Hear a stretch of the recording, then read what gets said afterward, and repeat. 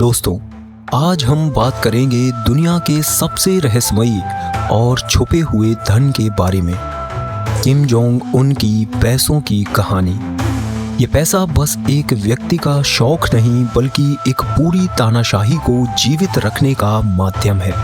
आज हम समझेंगे किम जोंग उन के वेल्थ की importance and how it ties directly to the power dynamics in North Korea.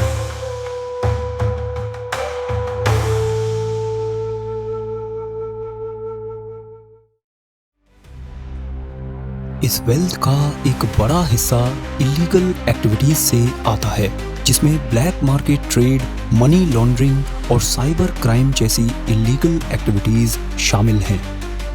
आपको जानकर हैरानी होगी कि दुनिया के टफेस्ट सैंक्शंस के बावजूद किम जोंग उन के पास इतना वेल्थ कैसे आता है। इसका जवाब उनके complex network of shell companies और फॉरेन इन्वेस्टमेंट्स में छुपा है, जो पूरी दुनिया में फैला हुआ है। किम जोंग उन का ये धन सिर्फ उनकी पावर को मेंटेन करने के लिए नहीं है, बल्कि उनके न्यूक्लियर एम्बिशंस को भी फंड करता है। न्यूक्लियर वेपन्स और मिलिट्री एक्सपेंडिचर को सस्टेन करने के लिए भी ये पैसा काम आता है, जिससे इंटरनेशनल कम्युनिटी पे भी प्रेशर बना रहता है। किम जोंग उन के पैसों की कहानी एक ऐसे जाल की तरह है जो समझना उतना ही मुश्किल है जितना इसको तोड़ना। ये पैसा सिर्फ किम जोंग उन के कंट्रोल को नहीं बल्कि उनकी गवर्नमेंट को सरवाइव करने में भी हेल्प करता है। जब तक ये वेल्थ उनके हाथ में है तब तक उनका कंट्रोल नॉर्थ कोरिया पर ऐसे ही बना रहेगा। इसलिए आज हम इस डार्क ट्रुथ को अनकवर करेंगे और देखेंगे कैसे ये धन एक डिक्टेटरशिप को मजबूती से पकड़े रखता है।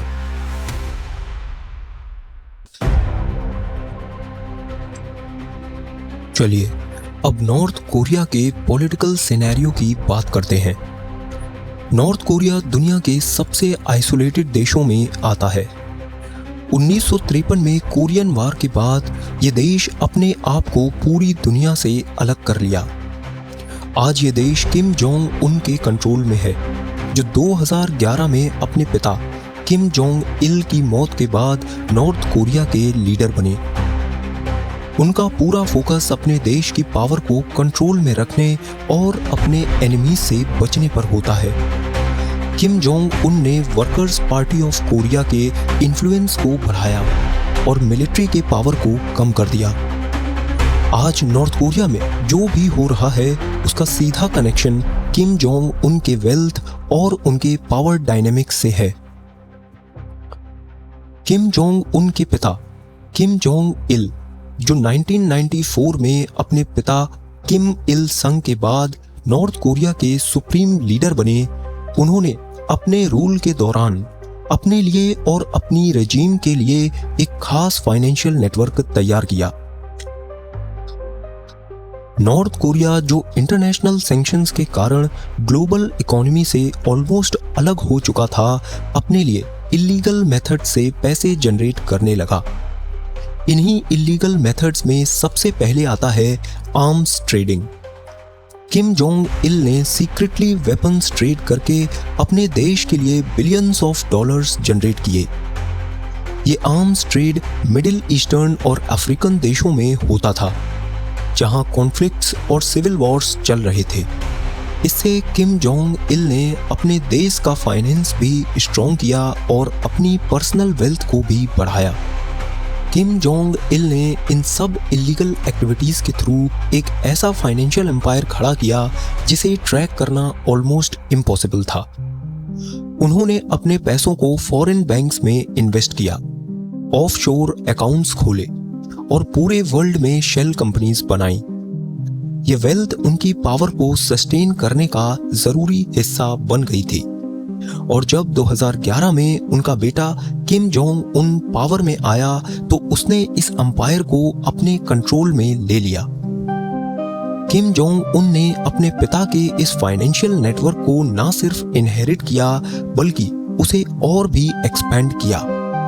उसने नए वेज अडॉप्ट किए, जैसे साइबर क्राइम और क्रिप्टो करेंसी माइनिंग। इसके थ्रू उसने अपने वेल्थ को और भी सिक्योर किया और उसे आगे बढ़ाया। वैसे तो नॉर्थ कोरिया पर जो इंटरनेशनल सैंक्शंस लगे हैं वो थ्योरेटिकली तो उन्हें वीक करने के लिए डिजाइन किए गए थे, लेकिन नॉर्थ कोरिया ने उन्हें अपने इकोनॉमिक एडवांटेज में बदलने का तरीका ढूंढ लिया है। ये पॉसिबल हुआ है उनकी ब्लैक मार्केट इकोनॉमी के थ्रू। सबसे पहले बात करते हैं लग्जरी गुड्स की स्मगलिंग की। किम जोंग उन और उनकी एलीट सर्किल लग्जरी ब्रांड्स के बड़े शौकीन हैं। सैंक्शंस के बावजूद ये लोग कैसे दुनिया के सबसे बड़े लग्जरी ब्रांड्स के प्रोडक्ट्स एंजॉय करते हैं? इसका जवाब है स्मगलिंग। नॉर्थ कोरिया में चाइना के थ्रू और कभी-कभी रशिया के रूट से भी इन लग्जरी आइटम्स को ब्लैक मार्केट के जरिए स्मगल किया जाता है। जैसे कि 2017 में एक इंसिडेंट सामने आया था जिसमें किम जोंग उन ने अपने बर्थडे के लिए $1.2 मिलियन के हॉर्सेस इंपोर्ट किए थे रशिया से, जो सैंक्शंस का क्लियर वायलेशन था। ये लग्जरी गुड्स सिर्फ पर्सनल यूज के लिए नहीं बल्कि उन लोगों को रिवॉर्ड करने के लिए भी यूज होते हैं जो किम रेजिम के लिए काम करते हैं। इसके बाद बात करते हैं नारकोटिक्स की। नॉर्थ कोरिया के नारकोटिक्स प्रोडक्शन का हिस्ट्री 1970s तक जाता है, जब उन्होंने ग्लोबल ड्रग ट्रेड में एंटर किया था। मेथाम्फेटामिन यानी क्रिस्टल मेथ नॉर्थ कोरिया का एक मेजर एक्सपोर्ट है। ये ड्रग्स दुनिया के कई ब्लैक मार्केट्स में बेचे जाते हैं और इससे नॉर्थ कोरियन गवर्नमेंट को सिग्निफिकेंट रेवेन्यू मिलता है। मेथाम्फेटामिन के ट्रेड के थ्रू जो पैसा आता है वो किम जोंग उन के रेजिम के सर्वाइवल और उनके न्यूक्लियर प्रोग्राम को फंड करता है। वेपन्स की स्मगलिंग भी नॉर्थ कोरिया के ब्लैक मार्केट इकोनॉमी का एक बड़ा हिस्सा है। इंटरनेशनल सैंक्शंस के बावजूद नॉर्थ कोरिया ने अफ्रीका और मिडिल ईस्ट के कॉन्फ्लिक्ट्स में वेपन्स स्मगल करके अपने लिए पैसे बनाए हैं। ये आम डील्स मोस्टली सीक्रेटिव होते हैं और इनका पर्पस किम रेजिम के लिए रेवेन्यू जनरेट करना होता है। एग्जाम्पल के लिए 2016 में इजिप्ट में एक नॉर्थ कोरियन शिप को रोका गया था जिसमें 30,000 रॉकेट प्रोपेल्ड ग्रेनेड्स मिले थे। ये इंसिडेंट क्लियरली दिखाता है कि कैसे नॉर्थ कोरिया अपने आर्म्स स्मगलिंग से इंटरनेशनल सैंक्शंस को अंडरमाइन करता है। ये ब्लैक मार्केट इकोनॉमी सिर्फ किम जोंग उनकी पर्सनल वेल्थ बढ़ाने के लिए नहीं बल्कि उनके पूरे रेजिम को सस्टेन करने के लिए इम्पोर्टेंट है। नॉर्थ कोरिया का ये शैडो इकोनॉमी का नेटवर्क इतना कॉम्प्लेक्स और डीप रूटेड है कि इंटरनेशनल कम्युनिटी के लिए इसे डिसरप्ट करना काफी चैलेंजिंग है।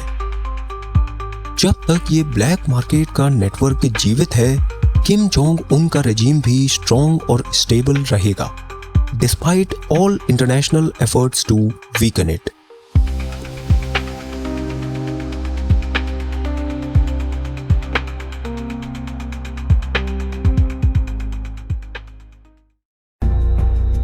मनी लॉन्ड्रिंग के जरिए किम जोंग उन अपने इलीगल पैसे को वाइट मनी में कन्वर्ट करता है ताकि इंटरनेशनल सैंक्शंस से बचा जा सके। नॉर्थ कोरिया के फाइनेंशियल ऑपरेशंस काफ़ी कॉम्प्लेक्स हैं और इनमें शेल कंपनीज का रोल सबसे ज़्यादा इम्पोर्टेंट होता है। शेल कंपनीज वो कंपनीज होती हैं जो असल में एग्जिस्ट नहीं करती या सिर्फ नाम के लिए रजिस्टर की जाती है।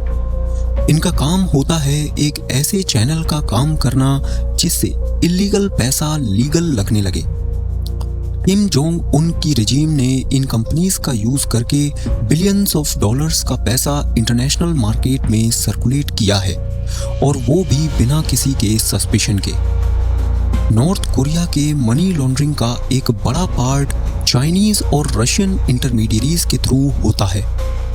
चाइना और रशिया के बिजनेस नेटवर्क्स का इस्तेमाल करते हुए नॉर्थ कोरिया अपने पैसों को सर्कुलेट करता है। ये intermediaries North Korean shell companies के लिए फ्रंट का काम करते हैं। इनका काम होता है इलीगल मनी को मल्टीपल ट्रांजैक्शंस के थ्रू इतना घुमा देना कि असल सोर्स का पता लगाना मुश्किल हो जाए। ये पूरा प्रोसेस इतना कॉम्प्लेक्स होता है कि कई बार इंटरनेशनल फाइनेंशियल सिस्टम्स भी इनको डिटेक्ट नहीं कर पाते हैं। 2005 में मकाओ के बैंको डेल्टा एशिया बैंक पर यूनाइटेड स्टेट्स ने ये आरोप लगाया था कि वो नॉर्थ कोरिया के लिए मनी लॉन्ड्रिंग कर रहा है। इस केस में ये पता चला था कि कैसे नॉर्थ कोरियन एजेंट्स इस बैंक के थ्रू फेक कंपनीज का यूज करके अपने पैसे को इंटरनेशनल मार्केट्स में डाल रहे थे। यूएस ट्रेजरी ने इस बैंक को ब्लैक लिस्ट कर दिया था और ये एक मेजर ब्लो था नॉर्थ कोरिया के लिए। लेकिन ये सिर्फ एक केस था और ऐसे कई इंसिडेंट्स हैं जहां इंटरनेशनल बैंक नॉर्थ कोरिया के लिए फाइनेंशियल नेटवर्क्स का हिस्सा रहे हैं। 2017 में एक ऐसा ही और केस आया जब यूनाइटेड नेशंस ने ये रिपोर्ट किया कि कैसे नॉर्थ कोरिया ने शेल कंपनीज का यूज करके चाइनीज और रशियन बैंक्स के जरिए अपने पैसे को सर्कुलेट किया।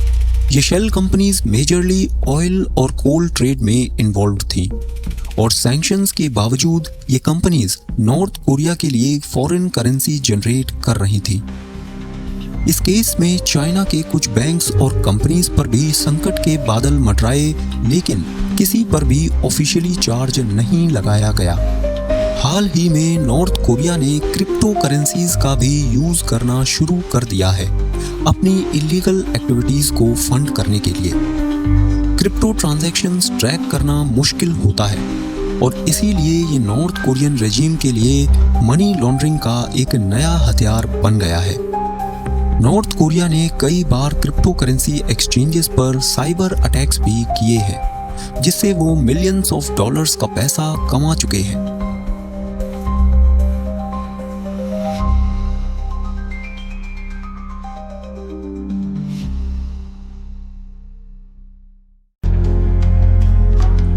फॉरेन इन्वेस्टमेंट्स का कॉन्सेप्ट किम जोंग उन के रेजिम के फाइनेंशियल सर्वाइवल और वेल्थ प्रोटेक्शन के लिए बहुत इंपॉर्टेंट रोल प्ले करता है।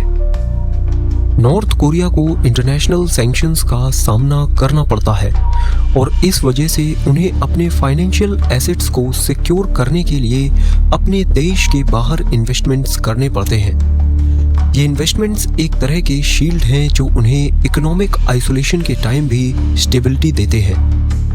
किम जोंग उन के रेजिम ने काफ़ी सिग्निफिकेंट इन्वेस्टमेंट्स किए हैं साउथ ईस्ट एशिया और यूरोप के रियल एस्टेट मार्केट में। ये इन्वेस्टमेंट्स लग्जरी प्रॉपर्टीज, होटल्स और कमर्शियल रियल एस्टेट के फॉर्म में होते हैं।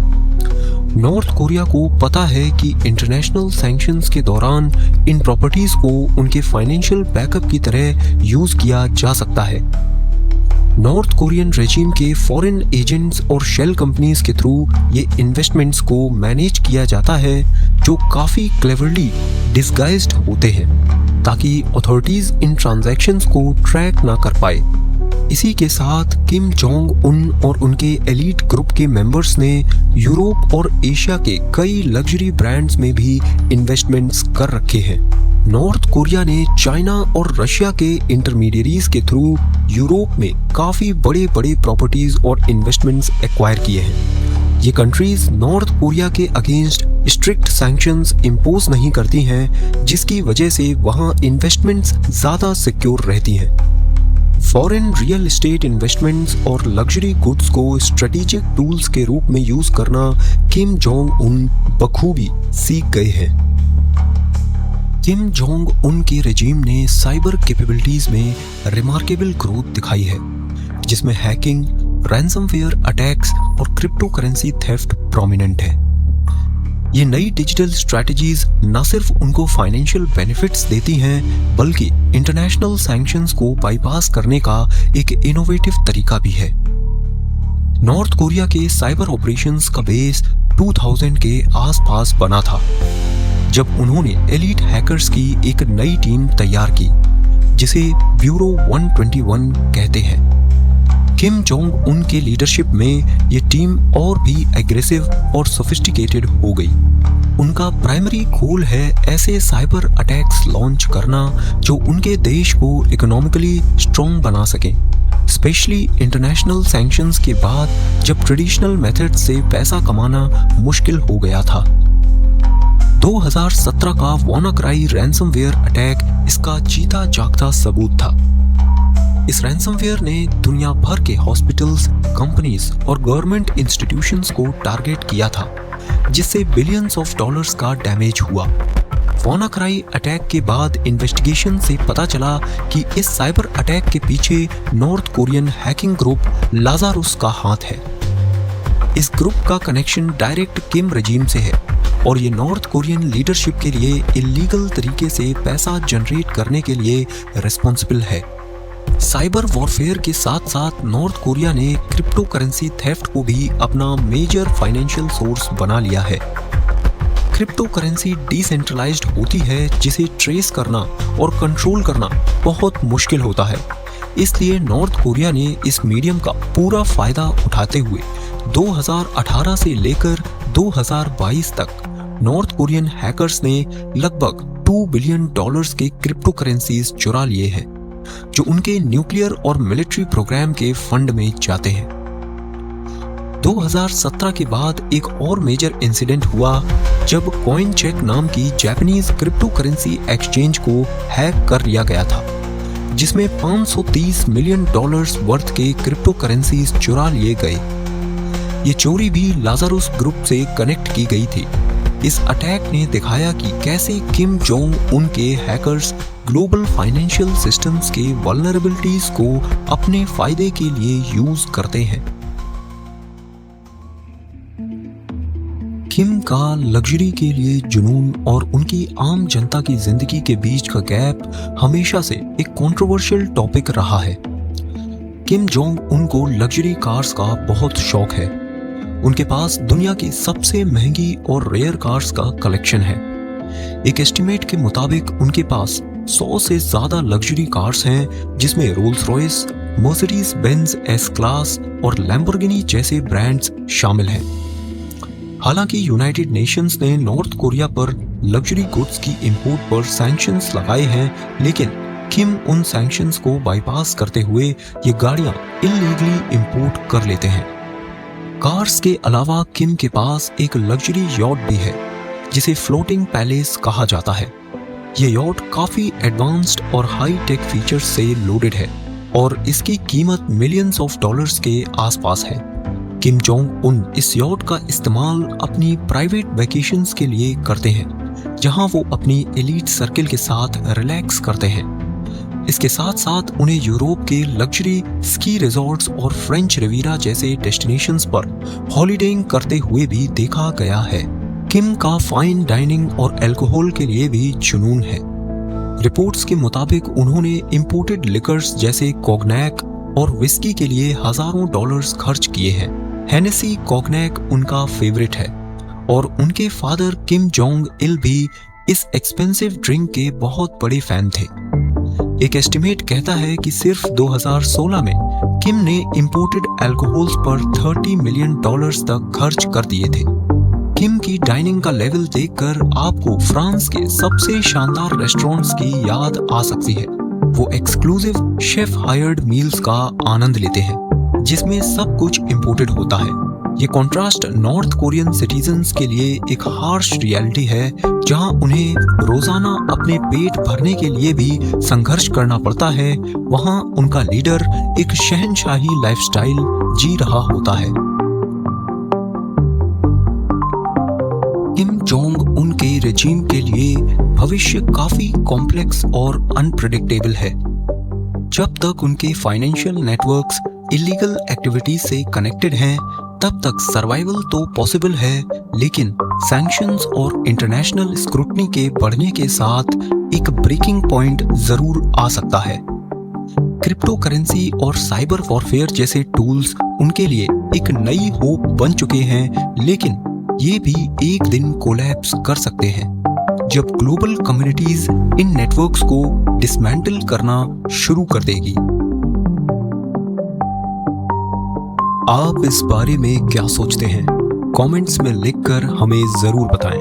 और अगर आपने ये वीडियो पूरी देखी तो कमेंट्स में हमें थम्स अप देना बिल्कुल ना भूलें। वीडियो पसंद आई हो तो इसे लाइक भी करें और शेयर भी करें, और ऐसे ही इंटरेस्टिंग और रोमांचक कहानियों के लिए हमारे चैनल को सब्सक्राइब ज़रूर कर लें।